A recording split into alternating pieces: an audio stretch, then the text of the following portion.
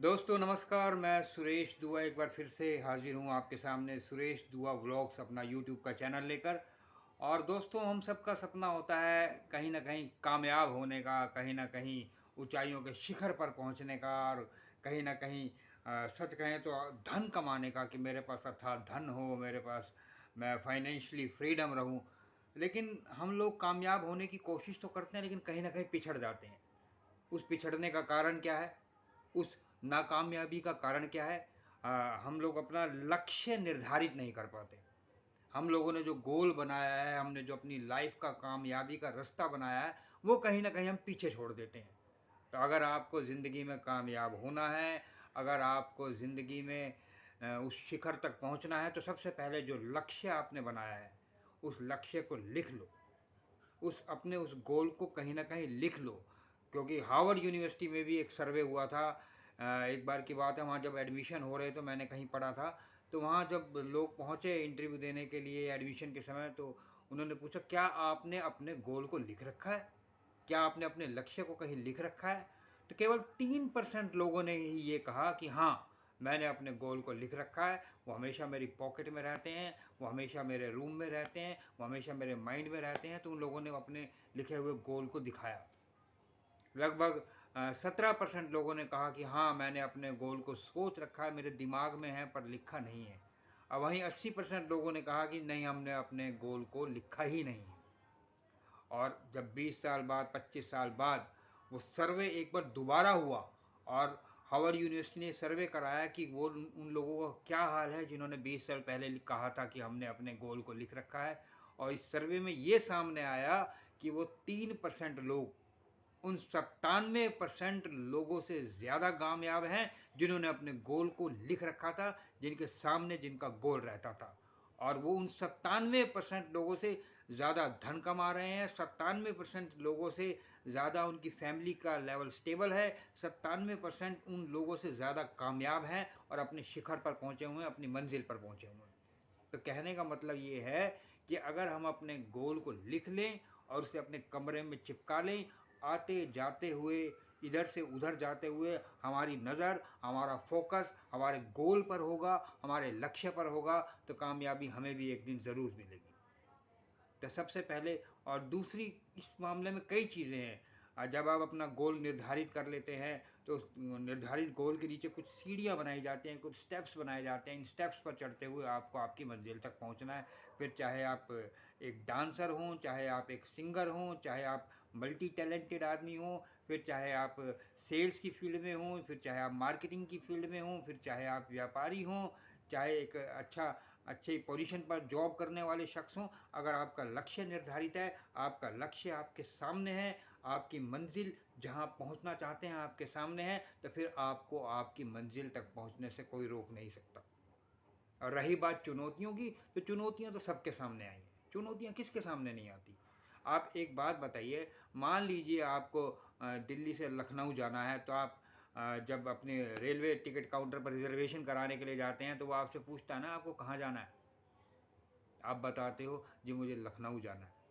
फिर वो आपसे पूछता है कि कितने बजे की ट्रेन आपको चाहिए, या आप जो फॉर्म भर के ले जाते हो उसमें लिखा होता है रात को 8:30 बजे की, 9 बजे की, 10 बजे की, 11 बजे की, 12 बजे की। अपना टाइम आपका होता है, यानी कि एक एक स्टेप उसमें होता है कि आपकी मंजिल यहाँ से लखनऊ है, आपकी टाइम यहाँ से इतनी है। अब मैं जब स्टेशन पर उतरूँगा तो मुझे टैक्सी, ओला, उबर जो लेने के लिए आएगी वो इतने बजे आएगी। तो हर चीज़ का आपका एक टाइम फिक्स है।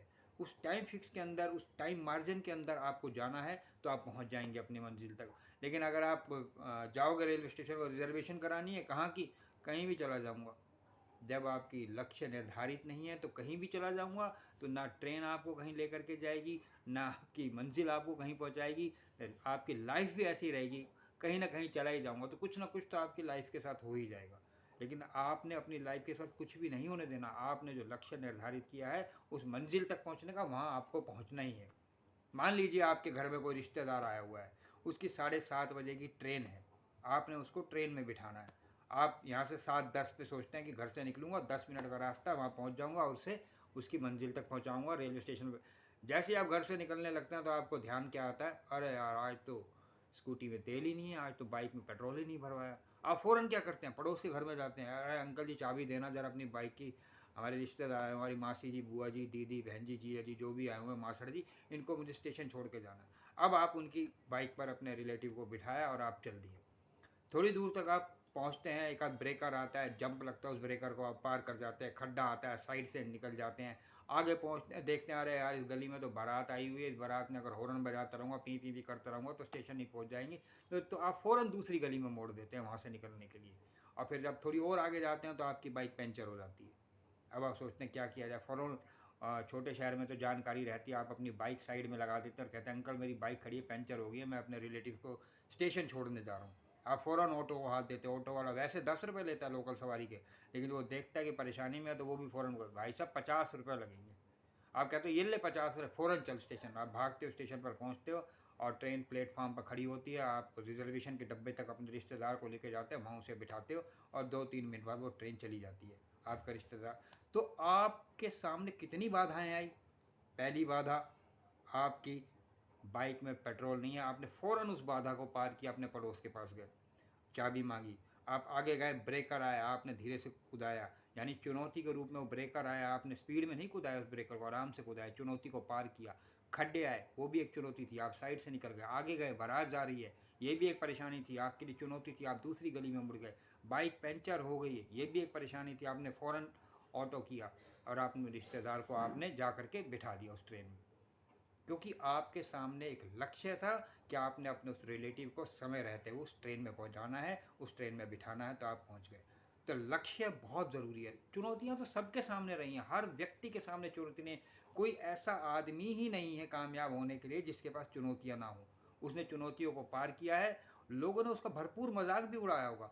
अब जब सबसे पहले पानी का जहाज़ जब पानी पर तैरने के लिए चला, तो उसने सोचा होगा किसी आदमी ने, एक बहुत बड़ा लोहे का जहाज़ बनाऊंगा जो पानी पर चलेगा। लोगों ने उसका मजाक उड़ाया, "है, तेरी पानी का जहाज़ कभी, इतना बड़ा लोहे का जहाज़ कभी पानी पर चल सकता है, मतलब ही नहीं यार, इतना भारी जहाज़ डूब जाएगा, सुई डूब जाती है छोटी, तू जहाज़ चलाएगा।" लेकिन उसने जहाज़ पानी में उतारा, बोला यार ये उतरेगा नहीं, ये डूब जाएगा। पानी पर चला, लोगों को बिठाया, उनकी मंजिल तक छोड़ने गया, मंजिल को छोड़ करके वापस आया, लेकिन नाकामयाब लोगों की एक फ़ौज रहती है हमेशा से आपके आसपास, जो ये कहती है अरे आज आ गया जहाज़ वापस पानी का तो क्या हुआ, कल डूब जाएगा। तो ऐसे लोगों से फिर बचना है आपको। पहले भी मैं एक ब्लॉग में ये बात बता चुका हूँ। और जब राइट ब्रदर ने जब ये सोचा था कि मैं एक लोहे का बहुत बड़ा टुकड़ा आसमान में उड़ा दूंगा, यानी कि एरोप्लेन का सपना देखा, तो फिर क्या लोगों ने उससे कहा होगा, अरे यार क्या बात कर रहे हैं, लोगों ने कहा होगा बहुत बढ़िया भाई तू उड़ा सकता है, नहीं, लोगों ने उस समय भी मजाक करा होगा, लोगों ने उस समय भी मजाक उड़ाया होगा, लेकिन उसने वो आविष्कार किया, उसने 30 किलोमीटर 10 किलोमीटर वो उड़ा करके दिखाया। तब लोगों ने जब कहा कि उड़ गया, अच्छा उतरेगा नहीं, उतरते ही देख लेना एक्सीडेंट हो जाएगा, उसने बड़े आराम से उस अपने हवाई जहाज़ को उतारा भी सही, वो कामयाब हुआ। उसी पर आगे चलते हुए बड़े बड़े हवाई जहाज़ बने और स्पीड से आप घंटे 2 घंटे में अपनी हज़ारों किलोमीटर की यात्राएं कर लेते हैं। क्या उसके सामने चुनौती नहीं थी? क्या उसके सामने उसका मजाक उड़ाने वाले लोग नहीं थे? अपने ही शायद घर के लोग रहे होंगे जिन्होंने मजाक उड़ाया होगा उसका, अपने ही समाज के लोग होंगे जिन्होंने मजाक, लेकिन उन्होंने मजाक को चुनौतियों के रूप में लिया, अपने सपने को सच करके दिखाया, क्योंकि उनके सामने उनका लक्ष्य निर्धारित था कि हमने इस प्लेन को हवा में उड़ाना है। लोग कहते होंगे कागज़ का हवाई जहाज उड़ाते हैं वो नीचे गिर जाता है यार, बॉल आसमान में फेंकते हैं रबड़ की वो नीचे आ जाती है, ग्रेविटी सबको खींच लेती है, मेरे भाई तू कैसे उड़ाएगा, लेकिन नहीं, उन्होंने अपने सपने को सच किया। ऐसे बहुत सारे लोग हैं, ग्राहम बेल, जिन्होंने सोचा था कि मैं मोबाइल टेलीफोन का आविष्कार जिन्होंने किया था, कि जब लोगों को कहा होगा यहाँ बैठा आदमी अमेरिका में बात करेगा, यहाँ बैठा आदमी दिल्ली में बात करेगा, यहाँ दिल्ली से लोग मुंबई में बात करेंगे, तो कितना मजाक उड़ाया होगा लोगों ने उसका, ऐसा कैसा। और हम क्या करते थे जब छोटे होते थे, एक प्लास्टिक के 2 कप ले लेते थे, इधर से धागा बांधा उधर से धागा बांधा, हेलो आवाज़ आ रही है, फिर इधर से कान पे लगाते थे, हेलो आवाज़ आ रही है, इधर से कान पर लगाते थे। ग्राहम बेल को भी कहीं ना कहीं प्रेरणा ऐसी चीज़ से मिली होगी, जो उसने उसे लगा होगा कि नहीं भाई ये तो हो सकता है, ऐसा आविष्कार हो सकता है, लोगों ने कहा होगा ऐसा कैसे होता है, कोई कहाँ बैठा कोई कहाँ बैठा, तू कह रहा मैं बात कर लूँगा। लेकिन उसने उस चुनौती को स्वीकारा, उसने एक चुनौती को समझा, संघर्ष किया, एक्सपेरिमेंट दर एक्सपेरिमेंट किए, बहुत से एक्सपेरिमेंट किए और कामयाब हुआ। और आज टेलीफोन आपके सामने है, लैंडलाइन आपके सामने है। कभी आपने सोचा तरंगों के माध्यम से भी आपके मन में विचार आएंगे? मोबाइल क्या काम करता है, तरंगों के माध्यम से यहाँ से वहाँ बात करता है। 1 मिनट में डायल किया अमेरिका, 1 मिनट में डायल किया लंदन, 1 मिनट में डायल किया बॉम्बे, मुंबई, 1 मिनट में डायल किया, कैसे? किसी ने योजना बनाई थी तभी तो उसका आविष्कार हुआ। तो मेरे कहने का मतलब यही है, जितना आप संघर्ष करते जाओगे उतनी कामयाबी आपको मिलती जाएगी। लक्ष्य को सामने रखिए, चुनौतियों को दरकिनार करते जाइए, अपने मंजिल पर नज़र रखिए, रास्ते में आने वाले हर रोड़े को, हर ऑब्स्टेकल को साइड में करते चलिए और अपने टारगेट पर ध्यान रख करके अपनी मंजिल को पाने की कोशिश कीजिए। तो ऐसी बातें बहुत सी हैं। और कभी आज आपके घरों में जो गैस की पाइपलाइन आती है, अडानी गैस जो आपके घरों में पहुंचती है, कभी उसने भी सोचा था कि यार मैं एक काम करता हूँ, गैस की पाइपलाइन लोगों के घरों में 7 साल तक, 8 साल तक, 10 साल तक लाइनें बिछाता रहा, गड्ढे खोदता रहा, कमाई कब शुरू हुई? अब जा करके जब घर घर में गैस पाइपलाइन पहुँच गई। रेट क्या हुई? 600, 700, 800। लेकिन कामयाब है बंदा आज अपने व्यापार में। योजना बनाई, प्लानिंग करी, सक्सेस स्टोरी ऐसे ही तो बनती है। ज़िंदगी में कामयाब होना है तो फिर से आपके कह रहा हूँ कि अपने लक्ष्य को सामने रखिए। और कुछ मूल मंत्र जो मैं आपको बताने जा रहा हूँ। पहला मूल मंत्र ये है, जितने भी कामयाब लोग हुए हैं, जितने भी सक्सेसफुल लोग हुए हैं, उनका पहला मूल मंत्र यही है कि वो सुबह सूरज के जागने से पहले जग जाते हैं। सूरज निकलने से पहले वो या तो पार्क में होते हैं या अपनी छत पर होते हैं। क्योंकि वो अगर सूरज को जगाएंगे तो याद रखना, जो आदमी सूरज को जगाता है फिर पूरी दुनिया उसको जागते हुए देखती है। और जो आदमी पलंग पर पड़ा रहता है और जिसको सूरज जगाता है वो फिर सोया ही रहता है, नाकामयाब लोगों की तरह, नेगेटिव लोगों की तरह। दूसरी बात, अपने फील्ड में कामयाब होना बहुत ही महत्वपूर्ण बात है, बहुत ही छोटी सी बात है। अपने फील्ड में कामयाब होना है तो ऐसे 5 लोगों से निरंतर मिलते रहो जो आपकी फील्ड में ऑलरेडी कामयाब है। अपने अपने अगर आपको लगता है इस व्यक्ति से मिलने पर मुझे कुछ जानकारी मिलेगी, इस व्यक्ति से मिलने पर मेरा फ़ायदा होगा, इस व्यक्ति से मिलने पर मेरा भी तजुर्बा बढ़ेगा, इस व्यक्ति से मिलने पर उसके एक्सपीरियंस को मैं अपनी ज़िंदगी में उतार पाऊँगा, ये व्यक्ति मेरे जीवन का लक्ष्य है, अगर ये कामयाब हो सकता है तो फिर मैं भी कामयाब हो सकता हूँ, मुझे कामयाब होने से कोई नहीं रोक सकता। तो दोस्तों, यही सब बातें आपसे करनी थी। तो आज के व्लॉग में इतना ही। और बातें तो और भी बहुत सारी हैं, लेकिन समय फिर ज़्यादा हो जाता है तो लोग बोर होने लगते हैं। फिर कहते हैं यार इतना बड़ा व्लॉग कौन देखेगा, कौन सुनेगा, कौन इतनी बातें सुनेगा। तो मैं चाहता हूँ कि अगर आपको मेरी बात अच्छी लगी हो तो मेरे इस वीडियो को शेयर कर देना। क्योंकि शेयर करने से क्या होता है, मेरी बात दूसरे लोगों तक भी पहुँचेगी और वो भी इन सच्ची बातों को अपने जीवन में उतार पाएंगे। तो शेयर कर देना और सब्सक्राइब कर देना। सब्सक्राइब करने के बाद बेल आइकन ज़रूर दबाना। लोग सब्सक्राइब कर देते हैं लेकिन बेल आइकन नहीं दबाते। बेल आइकन दबाने का मतलब ये है, आपके यूट्यूब के चैनल में मैं जब भी कोई वीडियो डालूँगा तो आपके वीडियो पर, आपके यूट्यूब पर एक मैसेज आ जाएगा, बेल आइकन के ऊपर क्लिक आ जाएगा, नंबर आ जाएगा कि हाँ सुरेश दुआ व्लॉग्स ने एक नया वीडियो डाला है। तो अगली बार आपको मुझे सर्च करने की ज़रूरत नहीं पड़ेगी, ऑटोमेटिकली आपके यूट्यूब में मेरा वीडियो पहुंच जाएगा।